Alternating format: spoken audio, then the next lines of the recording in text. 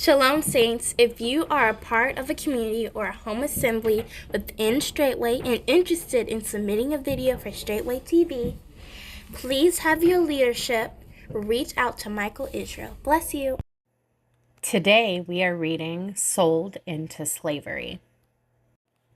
A long time ago, in the land of Canaan, there lived a great Hebrew chieftain named Jacob, who had 4 wives and many sons. Of all of his sons, Jacob loved young Joseph the most. As Joseph grew older, his brothers saw how their father loved their younger brother more than he loved them. To make matters worse, Joseph often told his father about his brother's bad behavior. They weren't nice to Joseph, their neighbors, or to each other. The firstborn son, Reuben, behaved so badly that Jacob took away his special blessing, called a birthright, and gave it to Joseph.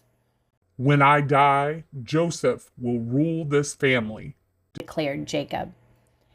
He gave him a beautiful coat of honor to show everyone how much he loved his younger son. Joseph was proud of his beautiful coat. He wore it everywhere he went. But when the brothers saw what their father had done, they became more jealous of Joseph and wanted him gone. One night, while everyone was sleeping, Joseph had a strange dream. When he woke the next morning, he could hardly wait to tell his brothers. "In my dream, our family was tying up grain together, and your bundles of grain all bowed down to mine." Joseph's brothers grit their teeth. They did not want to hear about their younger brother's strange dream. "Yes," they mocked. "You will certainly be our king. You'll do a great job of bossing us around." Before long, Joseph had another dream. "Listen," he said. "In this dream, the sun, the moon, and 11 stars all bow down to me." This time, he told his father Jacob as well as his brothers. "What is this strange dream you've had?" said Jacob. "Do you think your family will come and bow down to you?" The brothers agreed. "We will not bow down to our younger brother. He thinks he is better than all of us." Their hearts grew bitter and they began to hate him even more.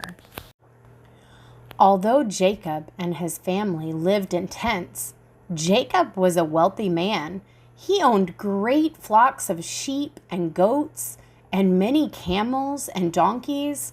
Every day his family worked hard in the fields and took care of the animals.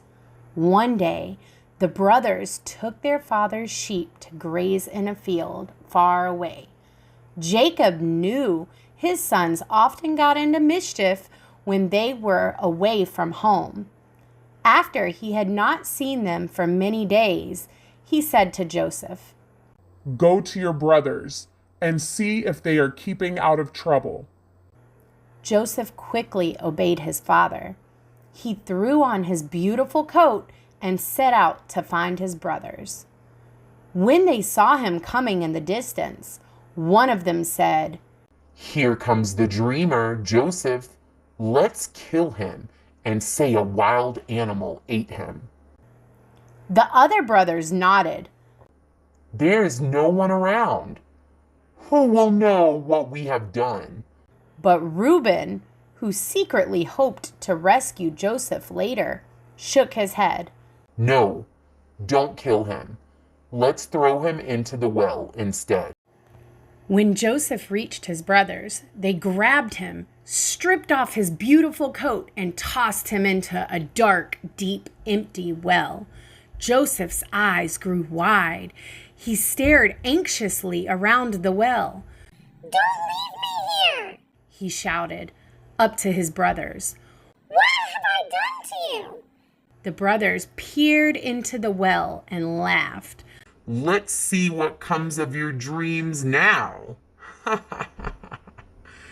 As the sun began to set, the brothers sat down by the well to eat their meal.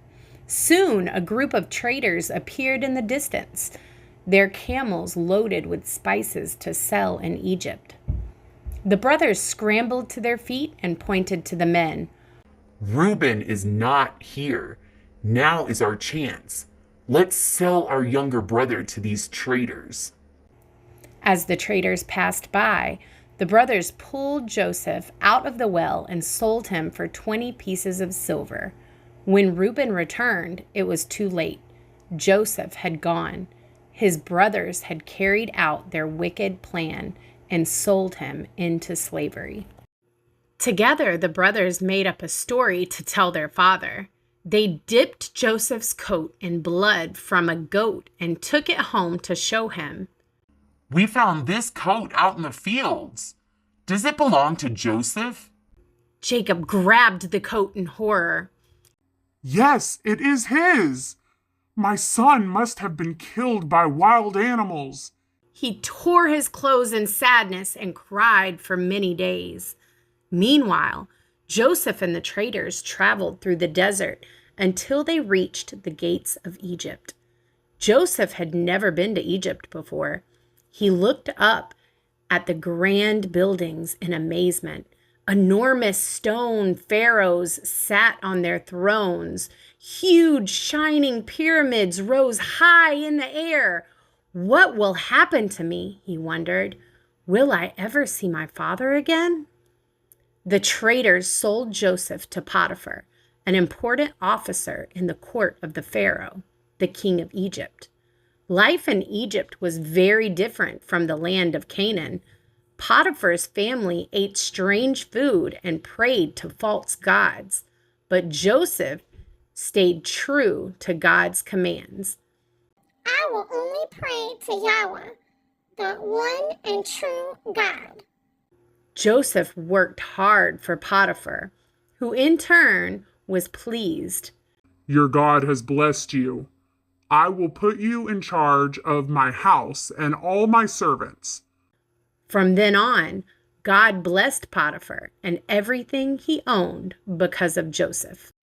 Years passed and all went well with Joseph, but there was just one problem.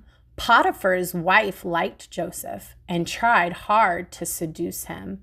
While her husband was away from home one day, she asked Joseph to spend time alone with her, but Joseph shook his head. Your husband asked me to take care of his house. I cannot betray him. Potiphar's wife did not give up. Day after day, she begged Joseph to spend time with her, but Joseph feared God and did not listen. Finally, she came up with a nasty plan. While Joseph worked in the house one day, she grabbed his robe and pulled him into her room. But Joseph ran away as quickly as he could, leaving his robe in her hands. Potiphar's wife flew into a terrible rage. If Joseph does not want me, I will get him into trouble. That night, she told her husband a lie about Joseph. The Hebrew slave tried to kiss me, but I screamed and he ran away. When Potiphar heard his wife's story and saw Joseph's robe, he was furious. Thumping his fists on the table, he said, How dare Joseph betray me? Throw him in prison. Joseph was thrown into Pharaoh's prison for many years, but God was still with him. Everything Joseph did turned out well, and he was put in charge of all the prisoners. During this time, Pharaoh became angry with his butler and baker and threw them into the same prison as Joseph, who took care of them. One night, while they were sleeping, the butler and the baker each had a strange dream. The next morning, when Joseph came to bring their food, they said, We both had a strange dream. We do not understand. Joseph answered, My God helps men understand dreams. Tell me about your dreams. First, the butler told Joseph, I saw a vine with 3 branches and many ripe grapes. I squeezed the grapes into Pharaoh's cup and gave it to him to drink. Joseph thought for a moment, then said, In 3 days, Pharaoh will give you your job back. The baker was excited to hear about the butler's dream. He grabbed Joseph's arm. In my dream, there were 3 baskets full of bread on my head, but the birds ate all the bread, so there was none left. Joseph looked at the baker sadly. Within 3 days, Pharaoh will order you to die. 3 days later, Pharaoh held a magnificent birthday party at his palace. During the party, Pharaoh summoned the butler and baker. The butler got his old job back, and the baker was hanged, just as Joseph had warned. 2 years passed, and Joseph was still in prison.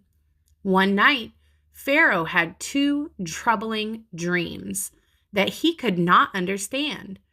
He tossed and turned in his bed all night long. In one dream, 7 fat cows came to the river Nile to feed. Then 7 thin cows came out of the river and ate the fat cows. Pharaoh woke up, then fell back asleep and dreamed he saw 7 fat ears of grain growing. Then 7 thin ears of grain appeared. The thin ears ate the fat ears. When he woke the next morning, he summoned all the magicians of Egypt to his palace. Tell me what these dreams mean, He shouted. But no matter how hard they tried, the magicians could not explain the meaning of Pharaoh's dreams. Suddenly, the butler remembered his dream and Joseph's kindness in prison. There is a Hebrew prisoner who understands dreams, He said. Perhaps he can explain your dreams. Pharaoh's face lit up. My useless magicians don't know anything. Fetch me this Hebrew who understands dreams. Pharaoh sat on the edge of his golden throne and looked hopefully at Joseph. My useless magicians cannot explain my dreams, but my servant told me you can. Joseph answered. My God understands dreams, not me. He will help me know the meaning of your dreams. He listened carefully while Pharaoh explained his strange dreams. Your dreams are warnings from my God, said Joseph. Egypt will have 7 years of plenty, followed by 7 years of famine. No grain will grow anywhere. You should gather your food now and save it for later. Pharaoh had never met anyone as wise as Joseph. He knew he was telling the truth. Taking a ring from his own finger, he placed it on Joseph's hand. He hung a shiny gold chain around his neck and gave him fine linen clothes to wear. You shall now rule all of Egypt, said Pharaoh. Everyone must do what you say. Joseph was 30 years old when he became the governor of Egypt. Only Pharaoh was more important among the people than Joseph. To help Joseph rule Egypt, Pharaoh gave him a magnificent golden chariot to ride in. Wherever Joseph went, Pharaoh's servants walked in front of the chariot shouting, Bow your knee to the governor of Egypt. Joseph was a good ruler and became famous everywhere. Because God showed him there would be a famine, he understood what to do next. During the next 7 years, he built long canals to store water and huge storehouses to store food. Joseph collected so much grain that he couldn't count it all. When the 7 years of plenty were over, the 7 years of famine began. Day after day, the sun blazed down and the ground turned to dust. The Egyptians became so hungry that their stomachs grumbled. We are starving. Please give us food to eat. They cried to Pharaoh. Pharaoh knew that Joseph had planned for this famine. He said to the Egyptians, "Go to Joseph and do what he tells you to do." So Joseph opened all his storehouses. He sold grain to the Egyptians, and everyone had enough to eat. About this same time, the famine spread throughout the land of Canaan, where Joseph's family lived. When his father Jacob learned there was grain in Egypt, he said to his sons, "Go to Egypt and buy food so we don't die." But Jacob kept Benjamin home with him. He did not want to lose another son like he had lost Joseph. Jacob's sons saddled their donkeys and set out for Egypt. Never in their wildest dreams could they have imagined that the powerful Egyptian governor was their brother, Joseph. When the brothers reached Egypt, they bowed down before him and said, "There is no grain left in the land of Canaan. We have come to buy food for our families." None of them recognized Joseph in his fine Egyptian clothes. Joseph recognized his brothers at once. Judah, Simeon, Reuben, Zebulun, all his brothers except for Benjamin had come and bowed before him. The dreams that God had given him all those years ago were finally coming true. Joseph came up with a cunning plan. He decided to keep it a secret that he was their brother. Using a Hebrew man to speak to them, he said, "You are spies. You have come to spy on Egypt." Joseph's brothers shook their heads. "No, no, we are not spies.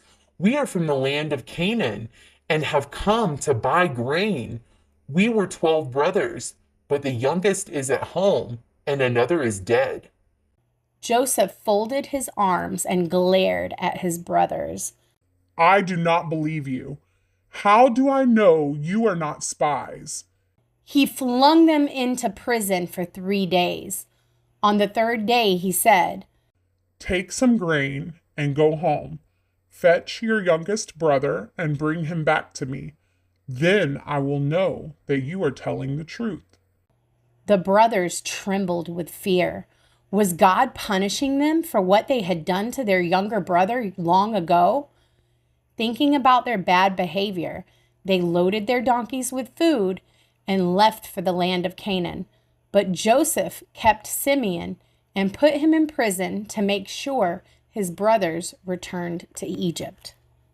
When the frightened brothers arrived home, they told their father everything that had happened.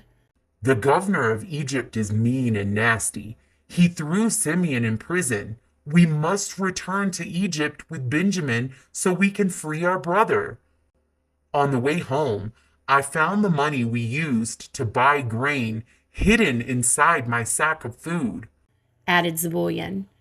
"What is God doing to us?" The other brothers emptied their sacks of food. To their surprise, money was hidden in their sacks too. Jacob stared at the money anxiously. "I will never let you take Benjamin to Egypt. I would die if something happened to him." However, the day came when the grain they bought from Egypt had gone.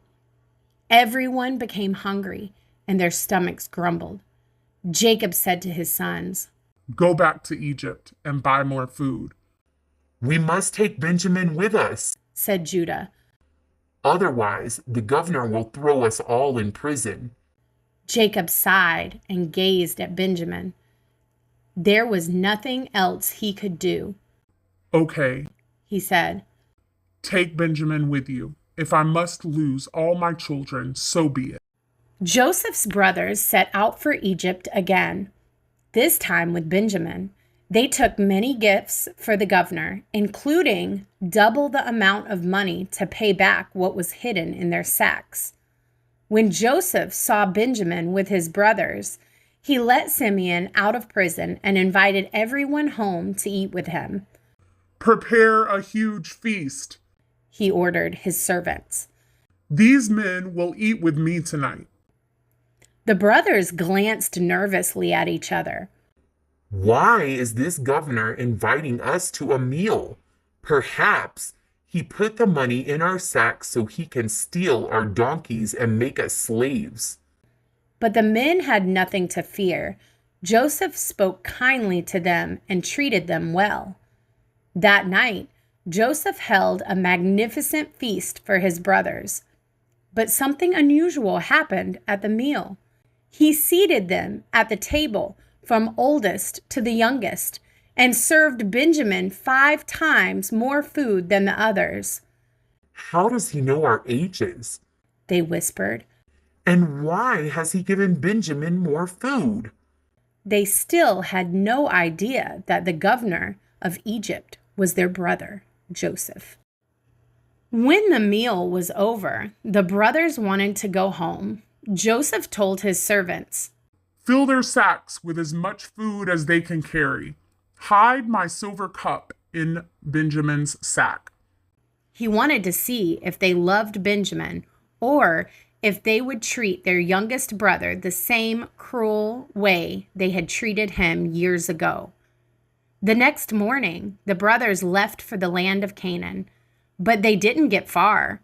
Joseph sent a servant after them to accuse them of stealing his silver cup. When the servant reached them, he said, The governor's silver cup is missing. Have you taken it? No, we have stolen nothing, said the brothers. There is no way we would steal the governor's cup. Joseph's servants did not believe them. One by one, he searched their sacks of food. Inside Benjamin's sack, he found the missing cup. He grabbed the cup and held it over his head. You are a pack of thieves, he shouted. The brothers stared at the cup full of fear. Men who stole from the governor could be put to death. We don't know why the cup was in Benjamin's sack. None of us would steal this cup. But the servant did not listen to the brothers. He marched them back into the city to stand before Joseph. At Joseph's house, the brothers threw themselves on the ground before him, begging for his mercy. How can we prove that we did not steal your silver cup? Joseph looked down at the men and drummed his fingers. Did you think you could trick me? He said sternly. He pointed at Benjamin. From now on, Benjamin will be my slave. The rest of you can go home. Worried their father would be brokenhearted if they came home without Benjamin, Judah stepped forward and knelt at Joseph's feet. Do not keep Benjamin, he said. This news will kill our father. He has already lost one son. Let me be your slave instead. Joseph was filled with love for his family. Because they cared for Benjamin, he was sure their hearts had changed and were no longer wicked and cruel. Taking a deep breath, he ordered all his servants from the room. It was time to share his incredible secret. Joseph's eyes filled with tears as he began to weep. I am Joseph, your brother, whom you sold into slavery, he said. Is my father still alive? The brothers stared at Joseph in disbelief. They were so afraid that they could not speak. With their legs shaking like jelly, they looked at each other and waited to see what would happen next. Would Joseph punish them for betraying him all those years ago? But they had nothing to worry about. Joseph loved his brothers and had already forgiven them. Throwing up his arms, he said, Don't be afraid. God made me ruler over Egypt. He sent me here to save lives. What you meant for evil, God meant for good. Joseph understood that God had a plan to save his people from the beginning. Soon, the brothers were talking and laughing and sharing stories. Go and fetch our father and your families and come back to Egypt, said Joseph. I will take care of you. Pharaoh was pleased too. He said to Joseph, Tell your brothers to take my wagons to carry their wives and children. Bring your father with them. I will give them the best land in Egypt, and they will have plenty to eat." The brothers left Egypt and hurried home to their father Jacob in the land of Canaan. "Joseph is still alive," they told him. "He is ruler over all of Egypt." At first, Jacob did not believe them, but when he saw the wagons that Joseph had sent to take him to Egypt, he knew his sons were telling him the truth. Jacob packed up everything he owned and set out for Egypt with his family. On the way, God spoke to Jacob, whose name he had changed to Israel. "I will go with you to Egypt, and you will become a great nation. One day I will bring this nation home." As soon as Joseph heard his family had arrived in Egypt, he jumped in his chariot and raced off to meet them. He could hardly wait to see his father again. When they met, Joseph kneeled before him and wept for a very long time. Israel said to Joseph, "Now I can die in peace. I have seen my son is alive." Pharaoh kept his promise. He gave Joseph's family the best land in all of Egypt, the land of Goshen. They worked hard and had many children and became rich in every way. And for many years, the Hebrew people lived peacefully in Egypt because of what Joseph had done for Pharaoh. If you are a part of a community or home assembly within Straitway and interested in submitting a video for Straitway TV, please have your leadership reach out to Michael Israel. We welcome more righteous content.